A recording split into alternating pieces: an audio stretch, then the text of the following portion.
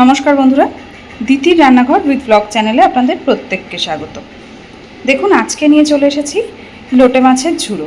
যদিও এই রান্নাটা সবাই আমরা বাড়িতে বানিয়ে থাকি, কিন্তু তবুও এক একজনের রান্নার ধরন তো এক এক রকম। তো আজকের এই লোটে মাছের ঝুড়োটা আমি কিভাবে বানিয়েছি চলুন দেখে নিন।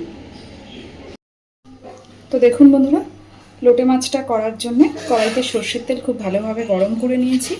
এইবার দিয়ে দিচ্ছি একদম ছোট্ট ছোট্ট করে কেটে নেওয়া আলু।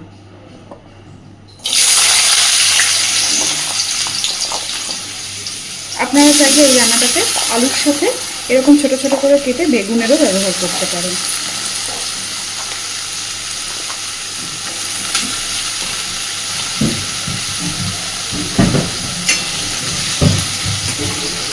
আলুটাকে আগে একটু সুন্দর করে ভেজে নেব।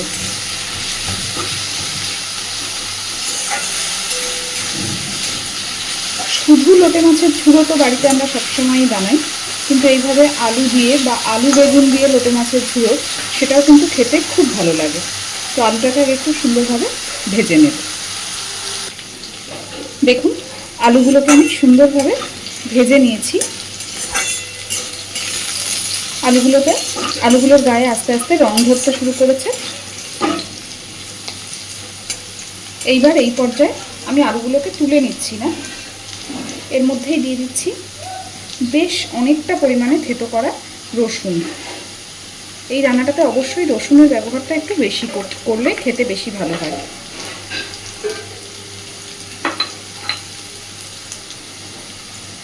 আর দিচ্ছি পেঁয়াজ কুচি আর চেরা কাঁচা লঙ্কা।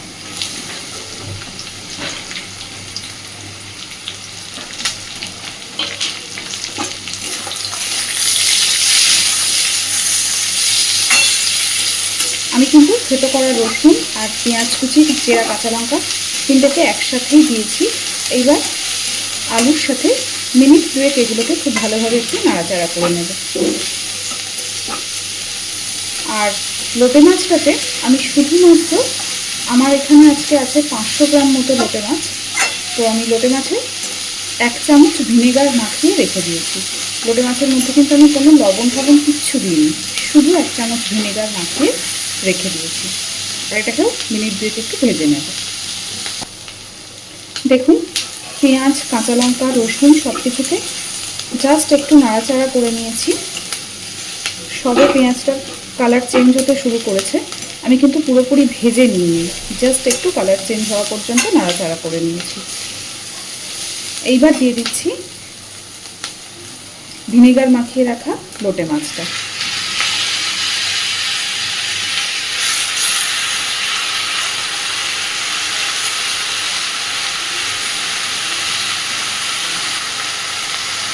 লোটে মাছটা দিয়ে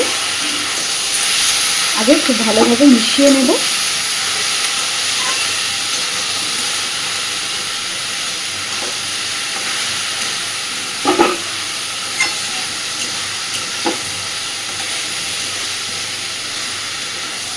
এইবার একে একে আমি এর মধ্যে দিয়ে দেবো পরিমাণ মতো হলুদ গুঁড়ো,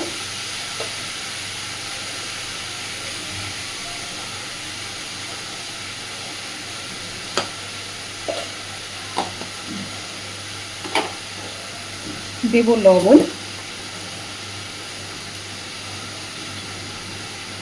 যেহেতু শুকিয়ে গেলে অনেকটাই কমে যাবে তাই লবণের পরিমাণটাও বুঝেই ব্যবহার করতে হবে।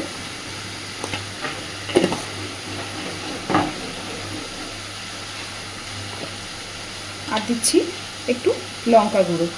এটা তো ঝাল লঙ্কার গুঁড়ো, তাই একটু বুঝে ব্যবহার করব, কারণ আমি অনেকটা কাঁচা লঙ্কাও দিয়েছি। আর ঝালটা অবশ্যই আপনারা আপনাদের স্বাদ অনুসারে বুঝে ব্যবহার করবেন।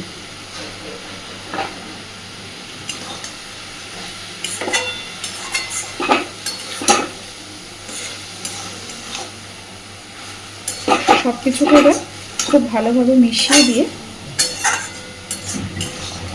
ঢাকা দিয়ে দেব।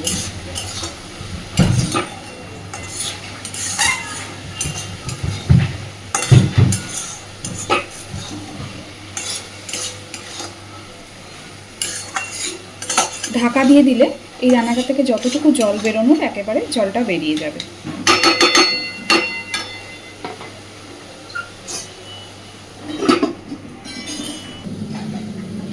দেখুন, সব লোটে মাছগুলোই কিন্তু আস্তে আস্তে সব ভেঙে গেছে।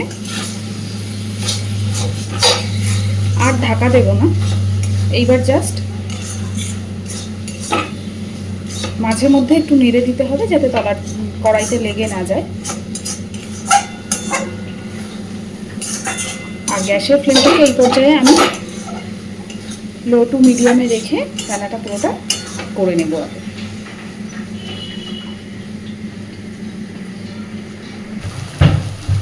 দেখুন বন্ধুরা, আস্তে আস্তে কি সুন্দর সাইড দিয়ে তেল ছাড়তে শুরু করেছে। এইবার খুব ভালোভাবে নেড়ে দেব। যেগুলো নিচে কড়াইতে লেগে গেছে হালকা করে একটু নাড়া দিলেই কিন্তু সেগুলো সব উঠে যাবে।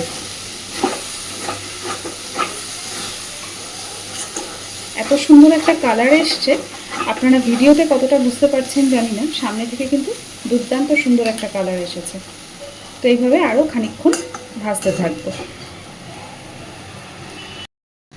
তো দেখুন বন্ধুরা, লোটে মাছটা কিন্তু আমার একদম রেডি। দেখুন পুরো কড়াই থেকে ছেড়ে যাচ্ছে কত সুন্দরভাবে, আর একদম তেল ছাড়তে শুরু করেছে। দেখেই বুঝতে পারছেন যে আস্তে আস্তে লোটে মাছটা দিয়ে পুরো তেল ছাড়তে শুরু করেছে। তো এই পর্যায়ে আমি এবার গ্যাসের ফ্লেমটাকে অফ করে দিচ্ছি। আপনারা চাইলে ধনেপাতা দিতে চাইলে এই পর্যায়ে দিতেই পারেন। তো আলু দিয়ে একবার এইভাবে লোটে মাছের ঝুড়ো বাড়িতে বানিয়ে খেয়ে দেখবেন, এটার স্বাদও কিন্তু খুব ভালো হয়। আমি গ্যাসের ফ্লেমটাকে অফ করে দিলাম। আর আমার আজকের এই রান্নাটা আপনাদের কেমন লেগেছে আমাকে অবশ্যই জানাবেন। আর প্লিজ এইভাবে বাড়িতে একবার ট্রাই করে দেখবেন। আর প্লিজ আমার চ্যানেলটাকে লাইক, শেয়ার এবং সাবস্ক্রাইব করে আমার পাশে থাকবেন। এতক্ষণ আমার সাথে থাকার জন্য অসংখ্য ধন্যবাদ।